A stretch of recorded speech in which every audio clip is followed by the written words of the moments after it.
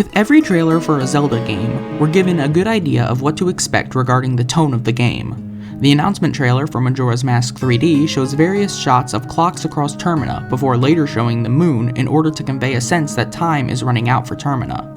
The E3 2016 trailer for Breath of the Wild, on the other hand, shows sweeping shots of the untamed wilderness, while also showing various ruins that have been reclaimed by nature, contributing to the theme of exploring the wild lands of a kingdom that has long since fallen. Then there's Tears of the Kingdom. There are 4 trailers so far, and each one feels different in regard to the theme. While the E3 2021 trailer and the 2022 trailer convey a lighter tone as Link explores the new Sky Islands, the E3 2019 trailer and the most recent trailer convey a far darker theme. Now, I'm not here to discuss whether or not I think the game will be a darker Zelda game like Majora's Mask and Twilight Princess, as there's already a great video about that topic by Triforce Trends, who just recently hit 5,000 subscribers, so a huge congratulations to him for hitting that big milestone. Instead, what I want to talk about today is something that contributes to the argument that Tears of the Kingdom will be one of the darker Zelda games. The fact that we haven't seen a single person outside of Link, Zelda, Ganondorf, or the mysterious woman in any of the trailers. So that begs the question, where has everyone gone? If we look at this scene from the most recent trailer, we can see what appears to be a series of small blue flames floating off to the side where the Bokoblins and Lizalfos are mining. These flames bear a striking resemblance to the flames that are usually found near spirits in other games in the series. We can see these flames around King Rhoam and the champions in Breath of the Wild, and we can also see them in Twilight Princess in areas that have been shrouded in twilight. It could very well be that these blue flames are the souls of the deceased. However, it's also just as likely that, like in Twilight Princess, these people are trapped within a different realm, for lack of a better word. Personally, I think that these are the souls of individuals who have long since perished. Judging by the surroundings, it doesn't look like anyone from the surface has been down here in a long time. The only structure that we see in this shot is an octagonal platform, which appears to be fairly old. I'd also argue that people haven't been down here in a long time, since it seems like the entrances to the underground opened fairly recently. It's been theorized for a while now that various cave entrances will be opened thanks to the earthquake that happens when Ganondorf awakens. If not, then it would most certainly be when Ganondorf raises Hyrule Castle into the sky. This would mean that there likely wouldn't be enough time for a group of individuals to go down into the caves, perish, and become spirits. Next, I want to discuss this shot of Hateno Village. It's an incredibly small detail, but Hateno Village is sparkling? We can see a series of flickering lights scattered throughout the village. It's impossible to tell exactly what they are, and YouTube compression definitely doesn't help with that fact. However, what if these flickering lights are spirits? What if these are spirits of people trapped within another world, much like how the Twilight turned people inside it into spirits? It definitely seems like spirits will play some kind of role in Tears of the Kingdom. The E3 2019 trailer showed Link and Zelda exploring a cave that was filled with Zonai architecture and what appears to be luminous stone. Luminous stone, for those unaware, is said to get its signature bluish-green glow because it houses the souls of the dead inside it. If this is true, then that begs the question, whose souls are trapped inside the luminous stones in this cave? A popular theory is that the souls in the luminous stones are those of the Zonai, and that their mysterious disappearance was due to them being wiped out. While it may seem like this theory has been thrown out the window now that we know the existence of the Sky Islands, I don't necessarily think that that idea is still off the table. Two of my favorite theories about Tears of the Kingdom come from a 2-part collab between Zeltik and Monster Maze back in 2021. Zeltik's part of the collab focused on the idea that the Zonai may not have been the heroes that helped to seal Ganondorf like we've assumed that they were, and that they were instead the followers of Ganondorf. Monster Maze's part of the theory then focused on the idea that Ganondorf wasn't sealed at all, and everything that we've seen has all been a part of Ganondorf's master plan. Monster Maze's theory revolved around the idea that Ganondorf may in fact be a Lich, and that what we're seeing is simply the aftermath of the dark ritual used to transform him into one. It sounds crazy at first, until you realize that Ganondorf essentially checks all of the boxes for key Lich criteria. Firstly, we know that Ganondorf is a powerful warlock who has mastered the art of necromancy. The Blood Moon we see in Breath of the Wild and Age of Calamity is the perfect example of this, as Ganondorf is literally resurrecting every single monster that has been slain across an entire country. Secondly, Liches have a corpse-like appearance with flaming eyes, and do I even need to explain why Ganondorf meets that criteria here? Thirdly, Liches are usually motivated with a strong desire to live forever due to unfinished business, extreme hatred, or a desire to outlive their enemies.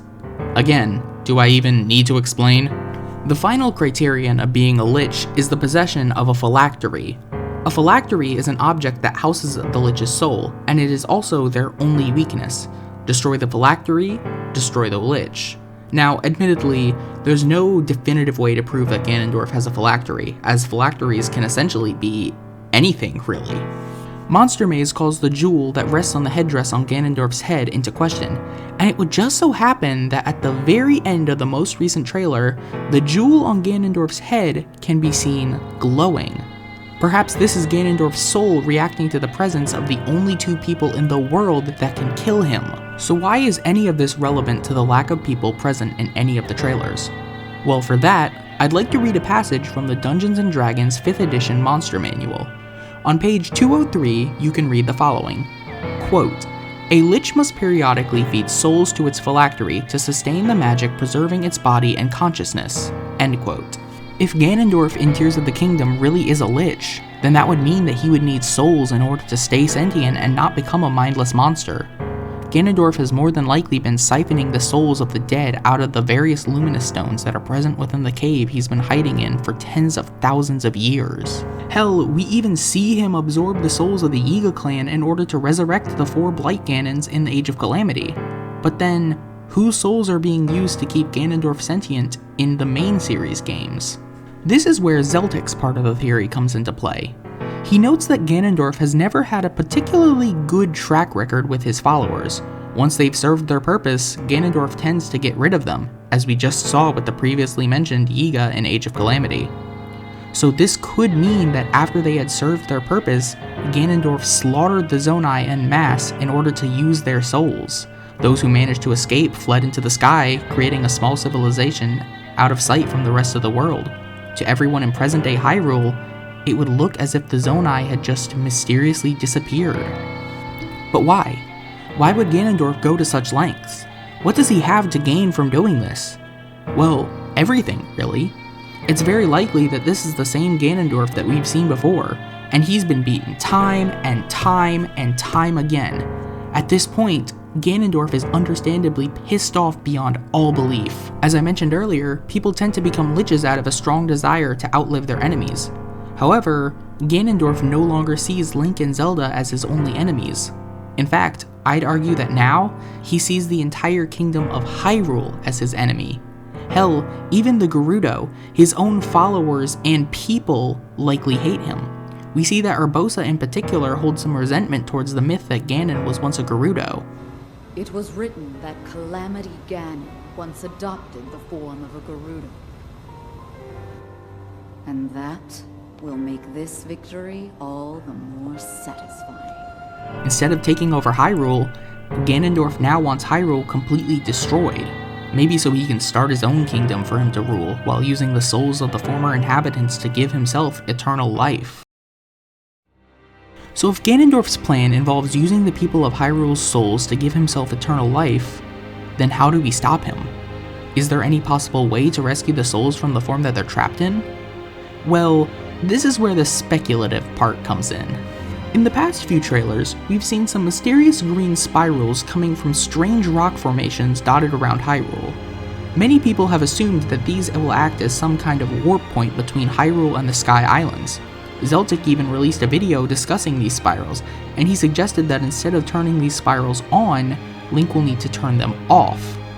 However, something about this has admittedly rubbed me the wrong way. If these are truly warp points between the ground and the sky, why would we be turning them off?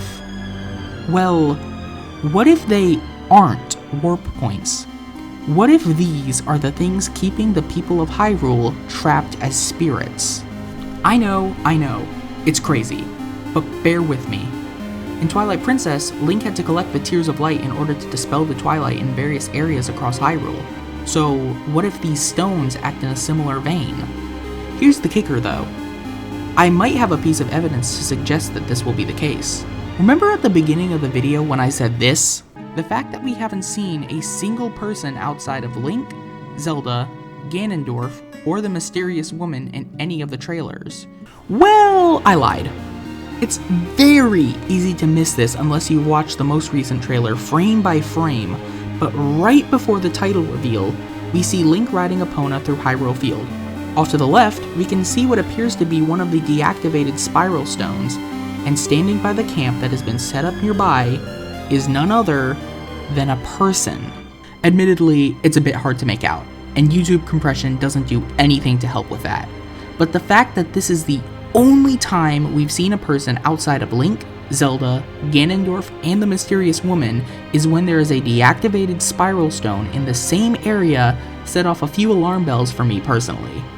If this theory does manage to hold some ground, not only would this contribute to the theorized darker tone of Tears of the Kingdom, but it would also contribute to a sense of urgency to defeat Ganondorf before he can use the souls of the people of Hyrule to become an unstoppable monster. Now watch the next trailer be a Life in the Ruins style trailer that completely disproves everything I've said. Thanks for watching the video. This is definitely one of the more outlandish theories that I've done, but it was pretty fun to do nonetheless. If you didn't see my most recent YouTube community post, I'm gonna try and do at least one video a week leading up to the release of Tears of the Kingdom, though I don't want to make any promises as schoolwork comes first and foremost for me. I've been thinking of doing a simple series of timeline explanation videos to prepare both old and new players for Tears of the Kingdom, so maybe that will be my next project. Anyway, be sure to subscribe and follow me on Twitter for updates and future videos, and I'll be sure to see you guys in the next video. See ya!